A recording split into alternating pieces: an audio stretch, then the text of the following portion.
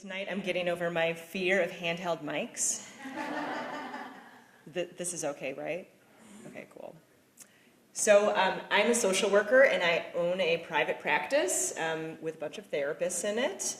And I'm used to doing trainings that involve a lot of bullet points and animations, and so this is a little bit of a shift for me. But I'm going to have a title slide and a bunch of slides. So you might think I'm here to talk about the psychology of fear. I'm not. I actually want to talk about stories. Hi, I'm Sarah, and I am a recovering English major. I love stories. They shape our lives. Because we're talking about facing our fears, I want to explore one type of story of false control. Here's the plot line. If I could just blank, whoop, then I'd be okay. What is that blank for you right now? Maybe it's getting a promotion or loving relationship, losing 10 pounds, paying off your credit card debt. Something happens once we get that thing though, right? A new thing fills in the blank. It's exhausting, isn't it? The relief disappears almost as soon as we achieve it. We climb a mountain only to realize there's one more peak to go. Always arriving, never arrived.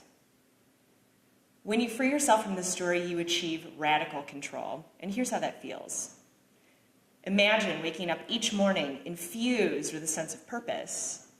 When you go to bed at night, you feel satisfied, a day well lived.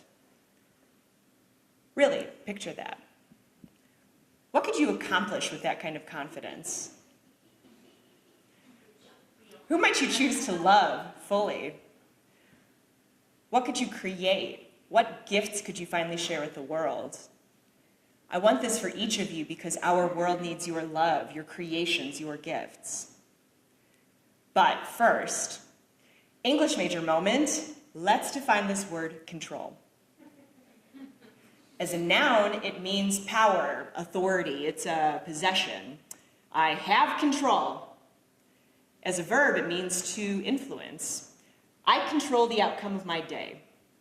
So, remember when you were a kid and people would ask you what you wanted to be when you grew up? I had this really vivid fantasy of my future life. Sarah Suzuki, corporate lawyer. A car drops me off in front of a high-rise. I stride through the lobby to the mirrored elevator, the last one on, centered, and the doors close. I breeze through my office suite, shooing away my assistant, and close the door to my corner office. I see the huge windowed skyline and settle into a spinning chair. I spin and spin, laughing with happiness. It's quite a story, right? All the way down to the elevator closing at precisely the right moment, just after I enter it. So, real quick, show of hands. How many of you have ever pressed the elevator door close button? Yeah, all of us.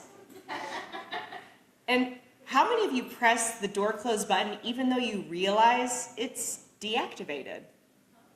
So in Chicago, it's been deactivated since the 90s. And if you're thinking,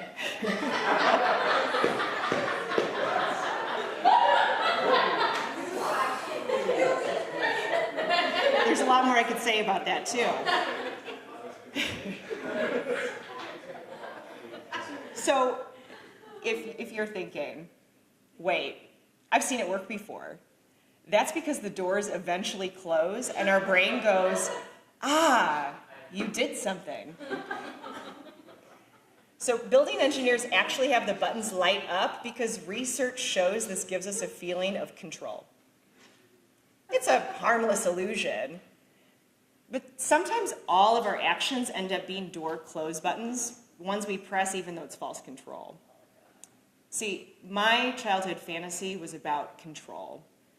I grew up in two very different households. One was loving and safe, the other was chaotic. This made me obsessed with problem solving. I kept thinking that if I could just solve the chaos, then I'd be okay.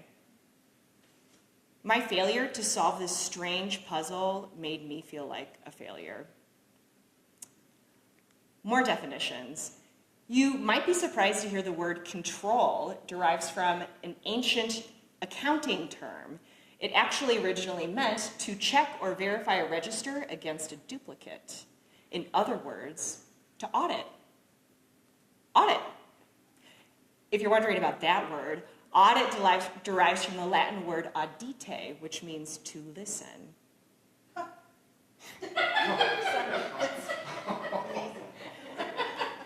I want you to listen to your story, to examine your personal account. Think about it. An account is not just a bank register. It's a report of the transactions you make in the world, the way your actions line up with your values. That's why we call stories personal accounts. Audite. I love this. Listen to your story. See, my story involves a lot of fear-based doing. We think of fear as paralyzing, but sometimes it leads to nonstop action, doing and doing in spite of the consequences, the very definition of addiction. Because I wanted to problem-solve chaos, I dropped the lawyer fantasy and I became a social worker. I wanted a job that would give me an endless supply of problems to solve. A lot of us know. So I went from job to job until I found the perfect one, working for a hospital. My only task was to figure out how to get patients out. Oh, I loved that job so much that I went on to pilot a program where I was solving the most complex problems in the hospital system. Finally, I had arrived.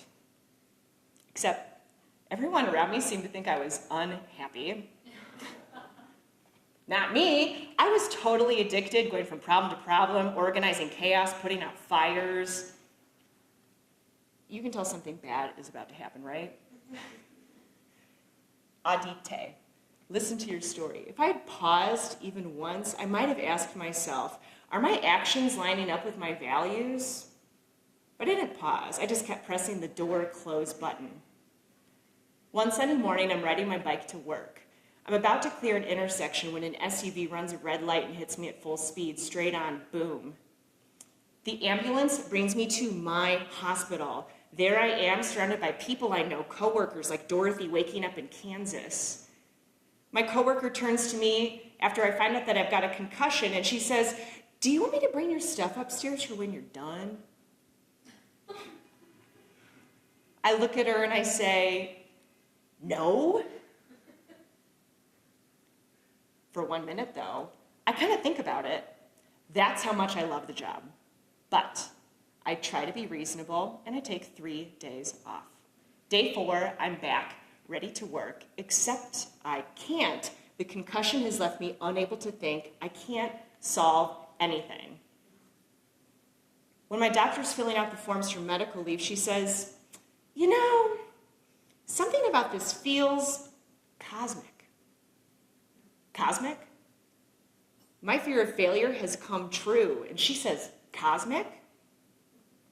So, at home on medical leave, it's just me and my fear hanging out. There's my fear of failure, sprawled out on the couch like a terrible roommate. I'm pissed as hell. I hate it. I start out angry, really angry, but it doesn't leave me alone. And so I turn to my fear and I say, "Why won't you just leave me alone?" And my fear shows me this vision. I see my body on the road the day I was hit, and I look at this body, this life, and I realize that if I had died that day, I would have been ashamed of how I was living, completely defined by fear. One fill in the blank after the next, door close. So then I look at my fear sitting beside me, and I don't see a roommate. I see a scared little girl trying to figure things out. This terrified girl trying to protect me, an adult, and all I've done is beaten her down, ignored her. And that's when I decided to listen to her story, my story. She tells me memories of feeling like a failure. A 5-year-old watching her father pack boxes from the stairwell, not knowing the meaning of the word divorce. an 8-year-old visiting him at the psych ward, a 10-year-old begging him not to drink, a 14-year-old grabbing the steering wheel after he falls asleep after picking her up from the 8th grade dance. Me, the adult me, had created a life of chaos for that little girl. I was her worst oppressor, far worse than the memories she had survived. So then I imagine turning to this girl and embracing her, acknowledging her strengths. For the first time I see her, I appreciate her, and I hold her close, this fear. Something shifts. I put in my notice and quit. Let me pause to say. I mean, I am not telling you to quit your job. Maybe I'm telling you that, but really I'm not. I want you to listen to your story. Here's how. First, identify your fear. It starts with the words, I am. I am a fraud, a failure, not good enough, unworthy. We all have one. Second, you must practice the most courageous form of love possible, self-compassion. Face your fear and say, thank you for trying to protect me. And you alone must love your fear. I know this because people tried to love me, but only I could love that little girl. And if you're wondering if my fear of failure disappeared, it didn't. Fear can be like a blizzard, blinding. But when we face our fear with self-compassion, we contain it like a snow globe. Love your fear, and it will become an object on your bookshelf, something you can pick up, examine, and set down whenever you wish. That's radical control. So, my business just moved to a high-rise off the Chicago River. I have a corner office, even a spinning chair. It's strange, isn't it? Except I'm not sitting in a chair by myself spinning. I have a team and we share a vision. I've let go of thinking that I'm the master problem solver. Today, I listen. Imagine who you can become if you love your fear. Each of you have amazing gifts waiting to be shared. Our world needs your love, your creations, your gifts. Love your fear courageously, unrelentingly.